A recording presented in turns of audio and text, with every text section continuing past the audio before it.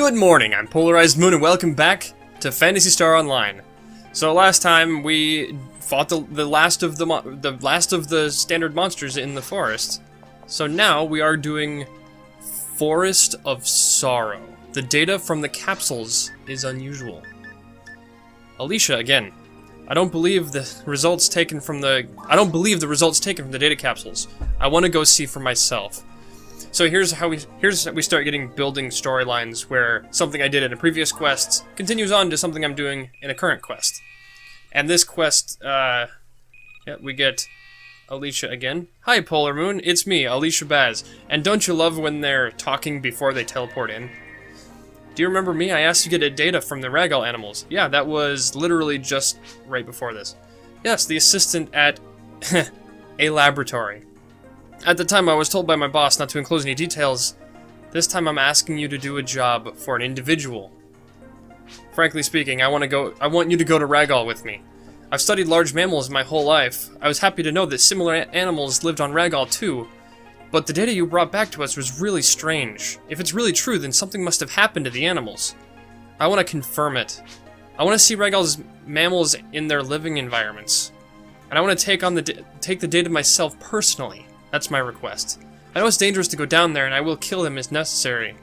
I don't like fighting, but I might have to. If possible, I don't want to use my talent as a force. But I have to go. Please go with me. Yep, I can do that. You're... Why am I helping her? She is higher leveled than I am. Yeah, who knows? That's how the quests go. But I'm probably much more skilled as a hunter than she is, considering that I've played this game several times. The data you reported was taken around the dome, wasn't it?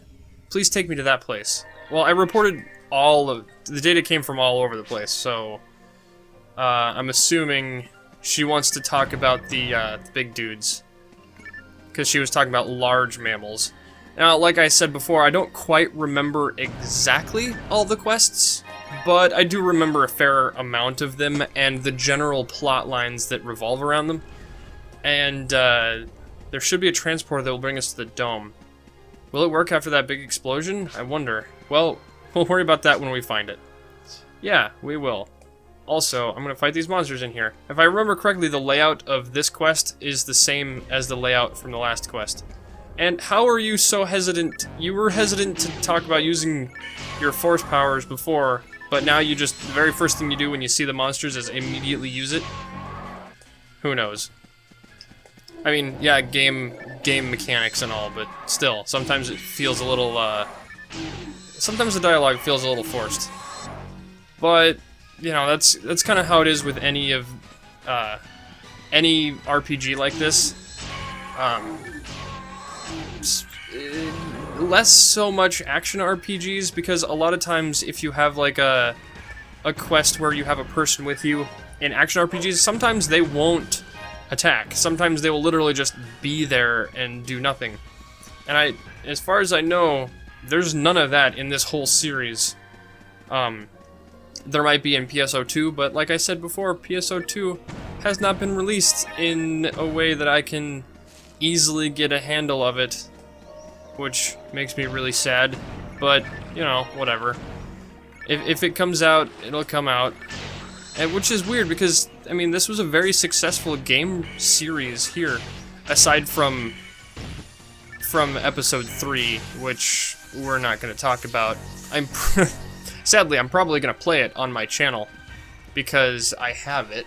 I mean, I have it sitting up there. I don't have episode 4, which is included in Blueburst, but I'm going to see if I can't get a hold of that one too, because I want to play the whole series on my channel.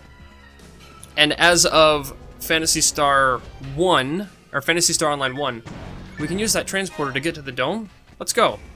So as of Phantasy Star Online 1, there are 4 episodes. There's 1, 2, which I have included in this disc, 3, which is an entirely different game, and 4, which I have never played, actually. And then there was another series that was based on the battling system of this game, but follows more closely the plot of the original series, Phantasy Star, which was a turn-based, your traditional turn-based RPG, which I also have copies of those too, which I think they'd be fun to play here. But I have never actually played those, so that might be a little bit of a different. That's right. If I lightning these guys, I can just kill them. Let's get rid of this thing first. The nest, the Mo nest. The naming convention on these things is very interesting. There we go. Let's grab this monomate. Perfect. How many of those do I have? I have 4 of them. I like to keep. Do you see that? It must be some mammal's young. I instinctively just came in here. It looks very young. Can we get closer? Whoa. I imagine it sounding like Donkey Kong from Mario Kart 64 for some reason. It's gone. Yeah, it is gone. So yeah, this one is about the small mammals, or the big... Oh, and then I think she wants the information from this thing too. Which is the same... It's this follows the same plot line as the reporter story. Because the layout with the information module over on that little tiny island thing, and you have to come over here to hit that, is the same as that one was. So, I'm going to... That thing can spit fire, too, so, that's a thing. Oh, what? Oh, that's right, it takes... I forget. My face is actually covering most of the map, so you guys can't see this, but, or maybe you can, I don't know how much of it is. But, what happened there was, on the map, when you kill the hild bears, their yellow dot doesn't disappear for quite a while after they're dead. So I was like, oh crap, there's something behind me. But it wasn't, it was just a carcass. Alright, so then I can run over here. Is that an input device for weather observation? Does it still work? Here we go. Hey, does it work? You just asked that. Access denied. Didn't work. How about the local data? Maybe something about the animals. Accessing local data. Look, here it is. Pioneer 1 called it a hild bear. Well, hild bears are very friendly. They never attack unless they are needlessly provoked. This doesn't sound like the hild bears we've met. No, it does not. They immediately attack me for little to no provocation, just walking near them. Alright, so I can't go this way. I have to go back through here. And then I do know that we find that little baby one again. But I think we also fight like 5 more of the big ones. Yeah, so if I remember correctly, I think she actually takes the little hild bear and keeps it. I don't remember. I might be completely wrong about that. Oh, if I only hit one of them, it's not very effective. I can use her as a shield. How wonderful am I as a fighting companion here? All right, let's lightning you guys. Oh, wonderful. This is where things get a little hectic. There's a lot of things on screen. Oh, is she? No, I was gonna say I thought she was using the elemental weaknesses of the monsters, but she's not. I thought I saw lightning, but maybe I was maybe I was the one who lightninged. Lightninged? What is the correct terminology for lightning-ing? The lightninged? I don't know. We'll find out. Or we won't find out, actually, because it doesn't say that in it. There's another one of them big dudes. Okay. Yeah, I'm gonna take... Oh, I already picked it up. Okay. Well, let's switch to the handgun, so I can keep them at bay. Perfect. Try me. Awesome. Alright, so then we go through here, which we couldn't do last time. And then, yep, here's another guy. Perfect. If you are too far away from them in the room, they will actually do like this jumping leap at you, which is really annoying. And then if you're like a mid-range from them, they will, oh, there comes another one. If you're at a mid-range oh, that's not what I meant to click on. If you're in a mid-range from them, they will, they'll shoot fireballs at you, which is very not fun.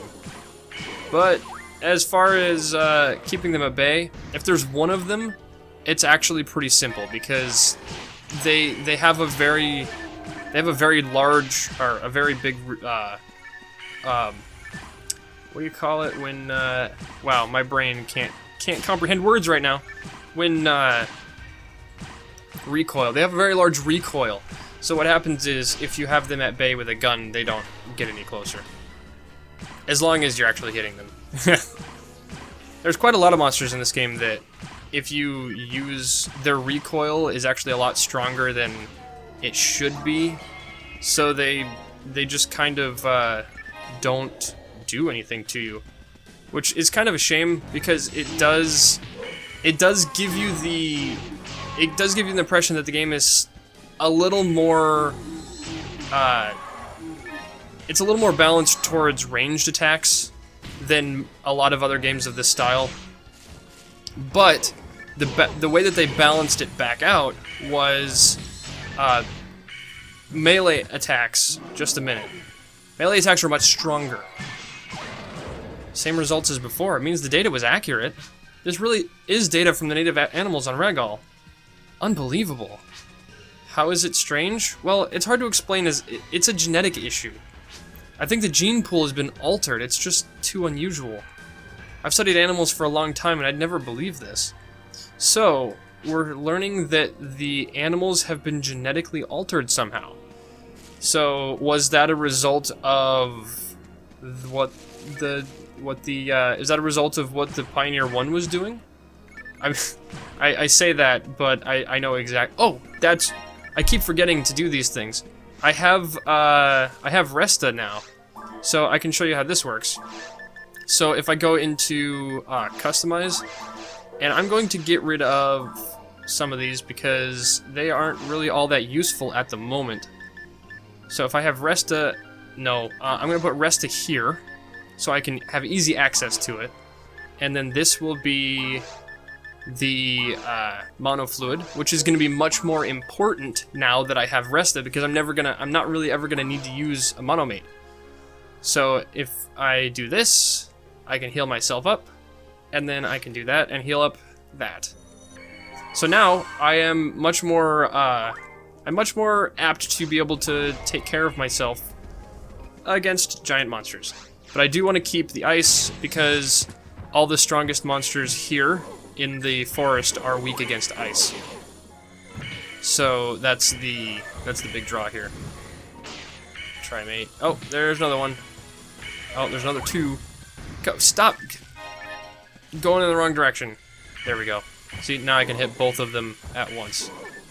And as long as she has that one on the ropes, I can do this. And oh, Jesus. Are you gonna attack it? There we go. And here comes two more. Oh, I forgot that this room is completely full of these bear things. Oh, there's Fireball. They're like rhinoceros bears or something. I don't even know. And any more? Nope. Let's take these things. And we will run through here. And the little baby thing is right here. Hello. Ow. It howls? Ah, it's a baby. Not aggressive at all. It looks so weak. It doesn't look like its parents are feeding it. And it's hurt. Why? What hurt you? Oh, poor baby. The current environment on this planet may be too harsh for it now. Polar Moon, what do you think about taking it back with us? It's a good idea. You really think so?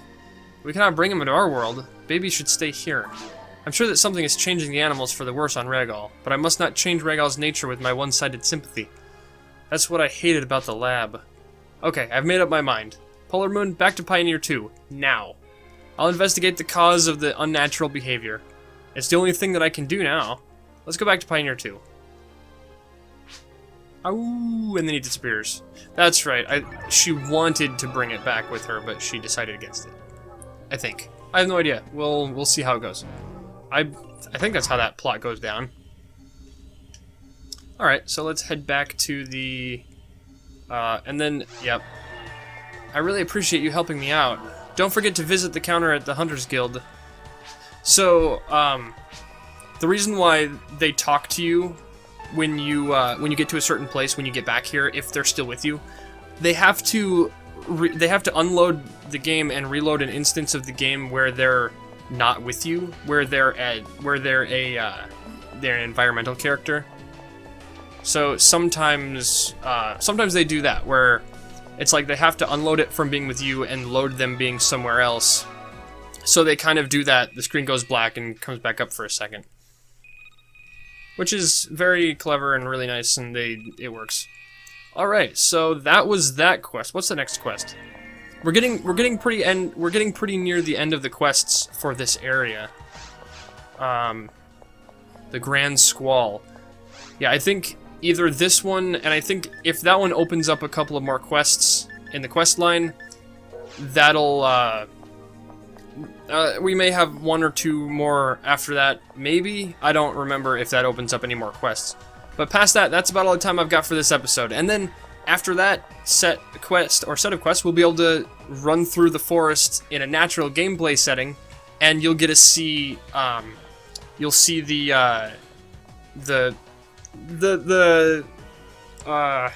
what do you call it? The message capsules that are left out there, which we haven't seen any of yet. So that'll be cool. But either way, that's about the time I've got for this episode. Like and favorite if you liked the episode, subscribe if you liked me. Good night, and I will see you tomorrow. Bye-bye!